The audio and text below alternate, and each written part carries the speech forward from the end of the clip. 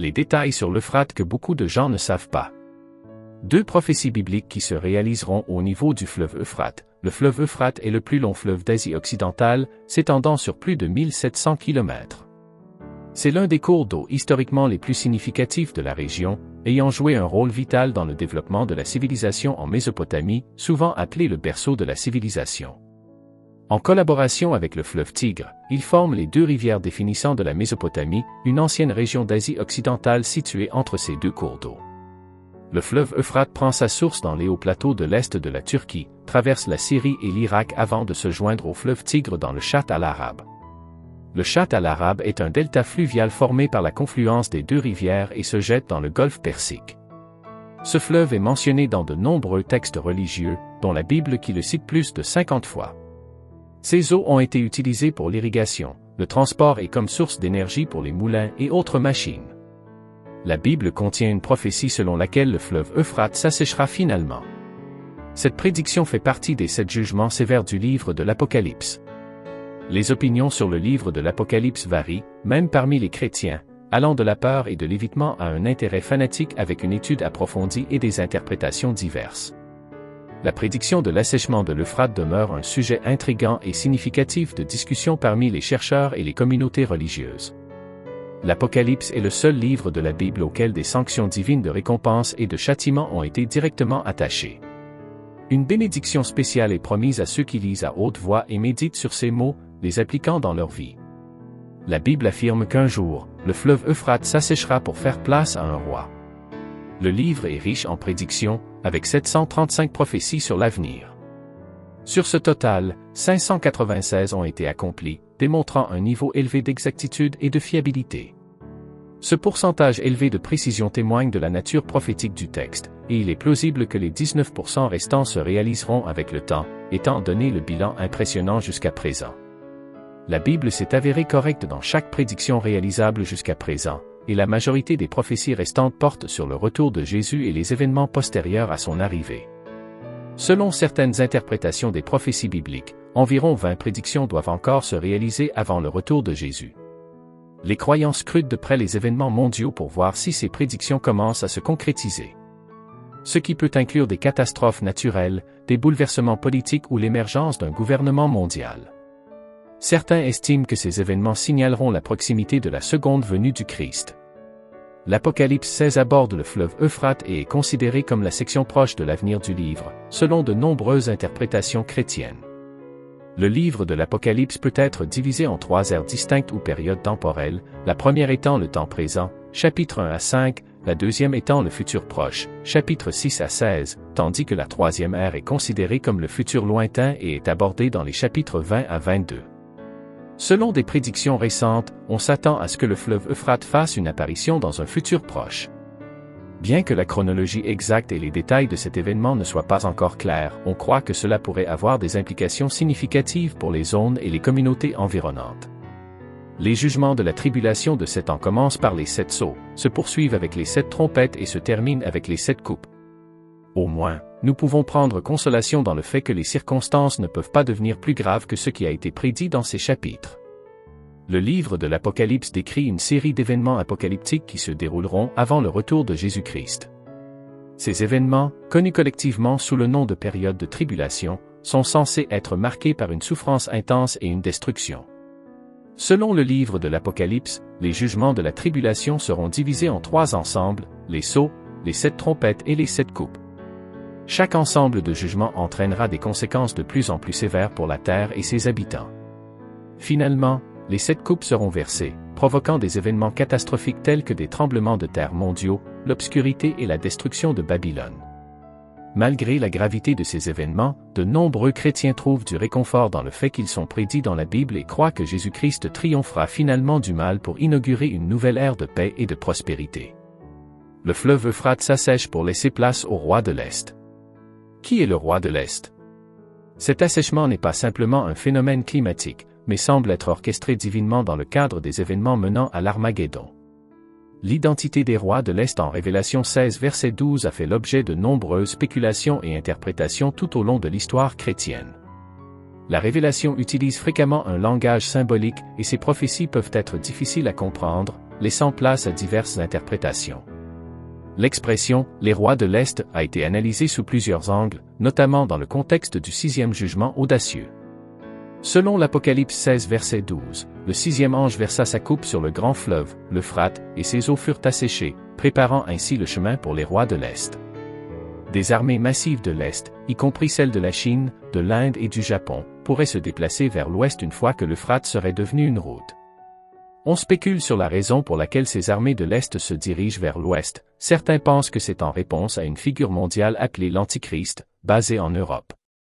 Finalement, elles entreront en conflit avec Dieu, et les rois de la terre se rassembleront à l'endroit appelé Armageddon.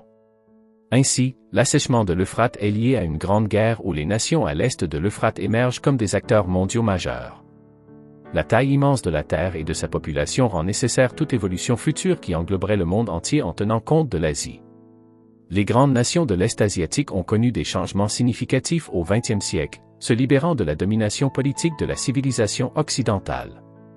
La plupart de ces développements ont eu lieu au cours des 25 dernières années et continuent de progresser rapidement. Même sans référence scripturale concernant le rôle de l'Est dans les événements de la fin des temps, il serait raisonnable de s'attendre à leur participation sur la scène mondiale. Les grandes nations de l'Asie orientale n'ont eu aucun rôle important, éloignées géographiquement et en termes d'intérêt, dans les guerres passées entre Israël et les nations au-delà de l'Euphrate. La prophétie de Daniel mentionne une invasion militaire de l'Extrême-Orient. Dans le livre de Daniel, une prophétie sur la fin des temps commence au chapitre 11 verset 35. Elle décrit un roi engagé dans un conflit militaire avec trois autres forces, le roi du Sud, le roi du Nord et une force militaire de l'Est, Daniel 11 versets 32 à 39. Certains croient que cela peut être en réponse à une figure mondiale appelée l'Antichrist, basée en Europe. Finalement, ces forces s'engageront dans un combat avec Dieu, se rassemblant à Armageddon. Il est intéressant de noter que la sécheresse de l'Euphrate est liée à une grande guerre où les nations à l'est de l'Euphrate émergent comme des acteurs mondiaux majeurs. La taille immense de la Terre et de sa population rend nécessaire toute évolution future qui engloberait le monde entier en tenant compte de l'Asie. Les grandes nations de l'Est asiatique ont connu des changements significatifs au XXe siècle, se libérant de la domination politique de la civilisation occidentale. La plupart de ces développements ont eu lieu au cours des 25 dernières années et continuent de progresser rapidement. Même sans référence scripturale concernant le rôle de l'Est dans les événements de la fin des temps, il serait raisonnable de s'attendre à leur participation sur la scène mondiale. Ce qui est déterminé sera accompli, et il n'aura aucun égard pour les dieux de ses pères ni pour le désir des femmes, et il n'aura aucun égard pour aucun autre dieu, car il se vantera contre tous. Au lieu de cela, il honorera un dieu des forteresses, un dieu que ses pères ne connaissaient pas.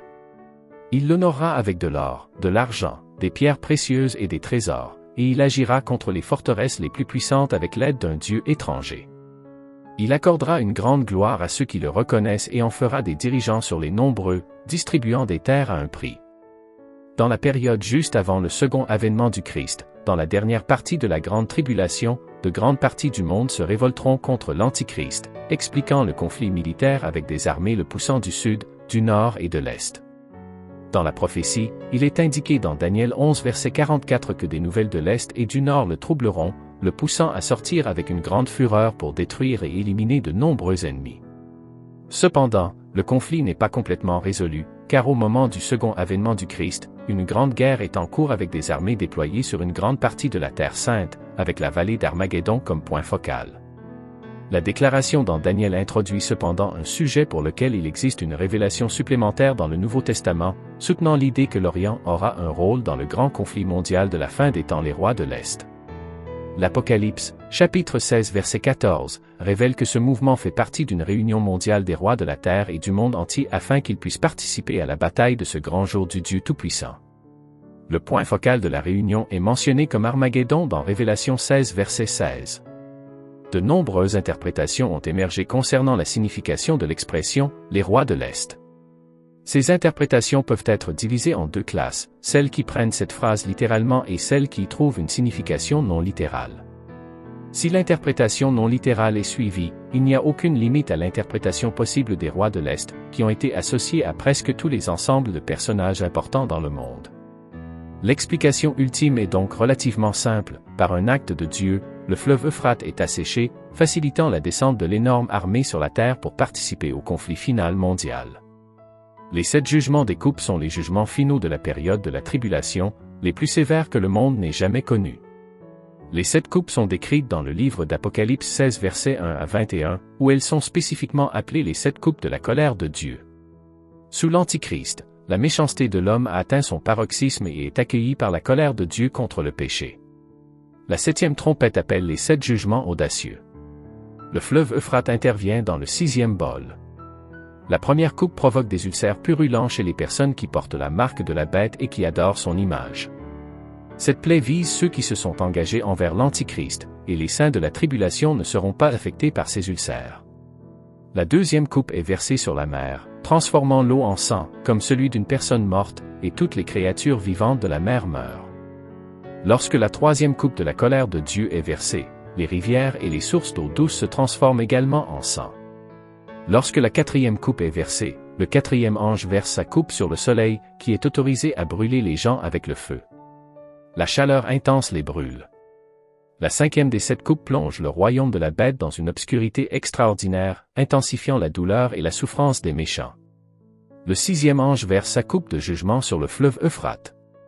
Avec toutes ces interprétations, la Bible suggère que le dessèchement du fleuve Euphrate est provoqué par un ange versant une fiole ou une coupe de la colère de Dieu, Apocalypse 16 verset 12. Cela indique que le dessèchement n'est pas le résultat de causes naturelles telles que le climat ou l'intervention humaine, mais plutôt un événement divinement conçu.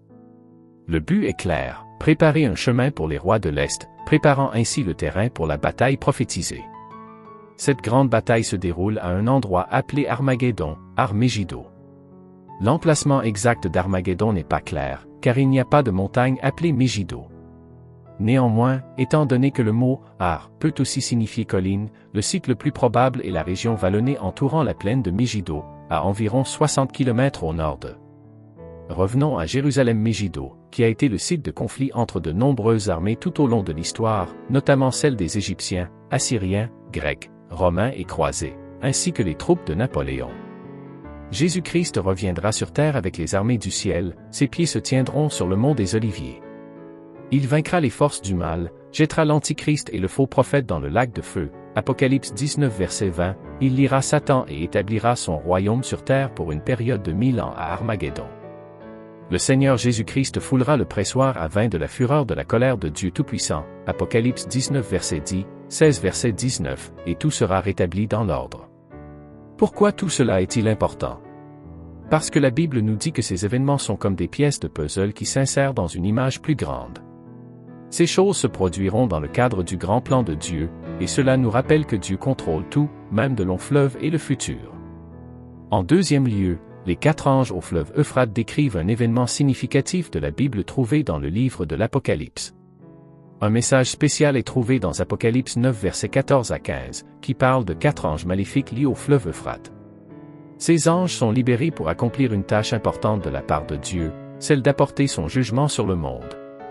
Cet événement se déroule pendant la tribulation et au fleuve Euphrate, un fleuve significatif mentionné dans la Bible, considéré comme le lieu où la civilisation humaine a commencé et toujours vu comme un symbole de la vie et des limites. La vision commence avec le son de la 6e trompette, qui est un signal pour des événements importants à se dérouler.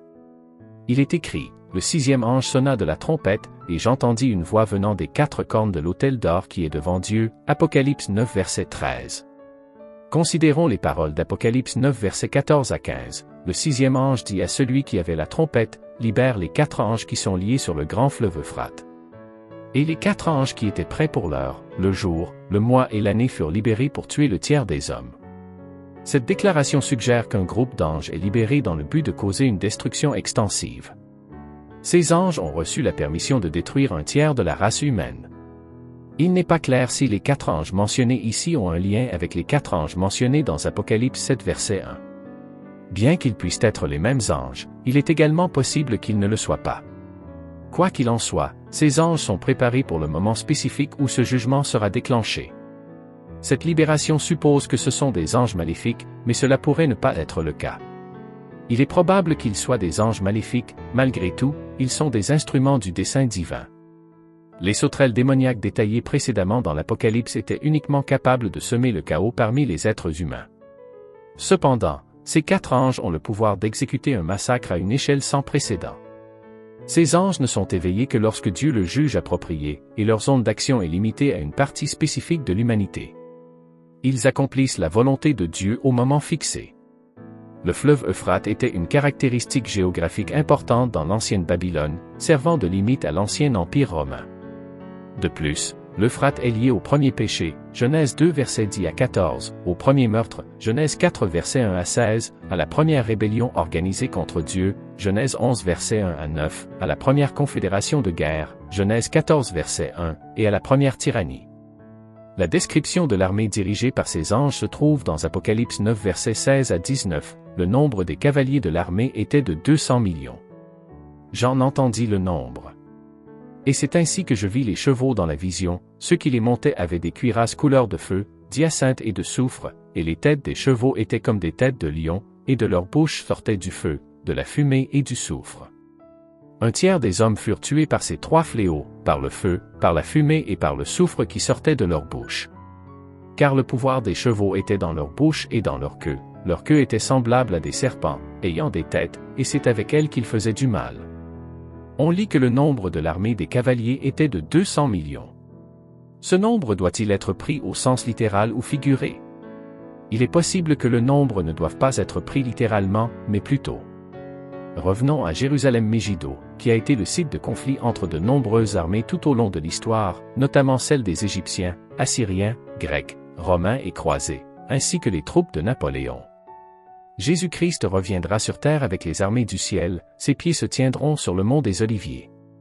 Il vaincra les forces du mal, jettera l'Antichrist et le faux prophète dans le lac de feu, Apocalypse 19 verset 20, liera Satan et établira son royaume sur terre pour une période de 1000 ans à Armageddon.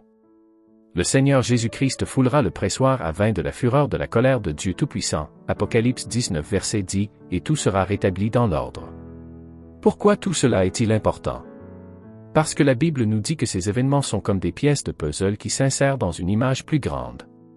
Ces choses se produiront dans le cadre du grand plan de Dieu, et cela nous rappelle que Dieu contrôle tout, même de longs fleuves et le futur. En deuxième lieu, les 4 anges au fleuve Euphrate décrivent un événement significatif de la Bible trouvé dans le livre de l'Apocalypse.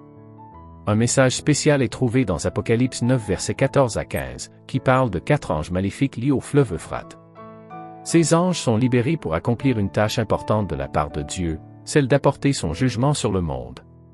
Cet événement se déroule pendant la tribulation et au fleuve Euphrate, un fleuve significatif mentionné dans la Bible, considéré comme le lieu où la civilisation humaine a commencé et toujours vu comme un symbole de la vie et des limites.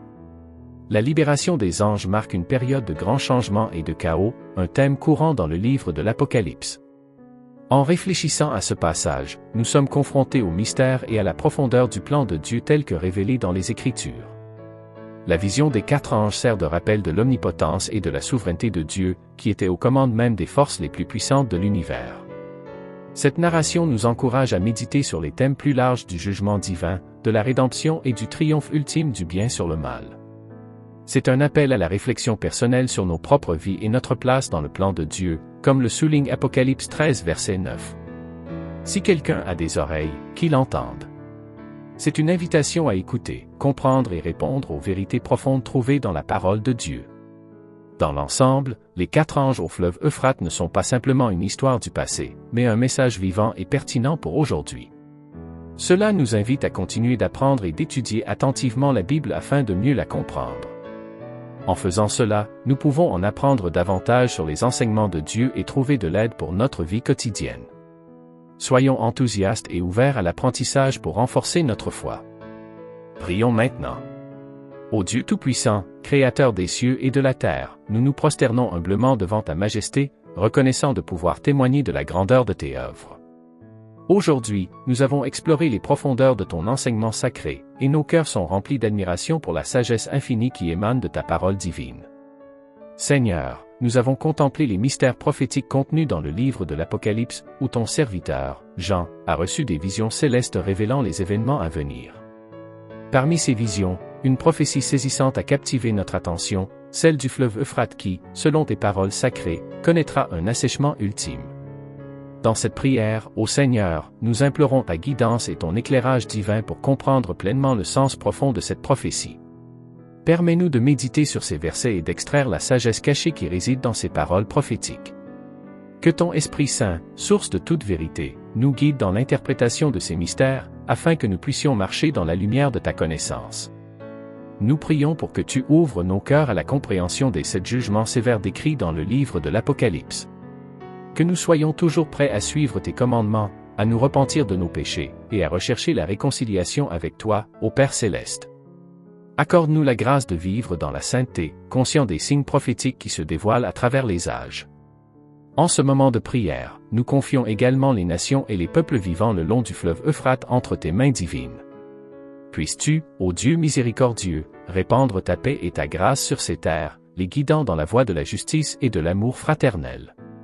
Que ton amour transcende les frontières et unisse les cœurs, afin que la prophétie de l'assèchement de l'Euphrate ne soit pas seulement comprise dans un contexte physique, mais également dans la réalisation d'une transformation spirituelle et salvatrice. Au nom de ton Fils bien-aimé, Jésus-Christ, qui a enseigné l'amour et la rédemption, nous terminons cette prière avec gratitude et foi, sachant que ton plan divin s'accomplit selon ta volonté souveraine. Amen.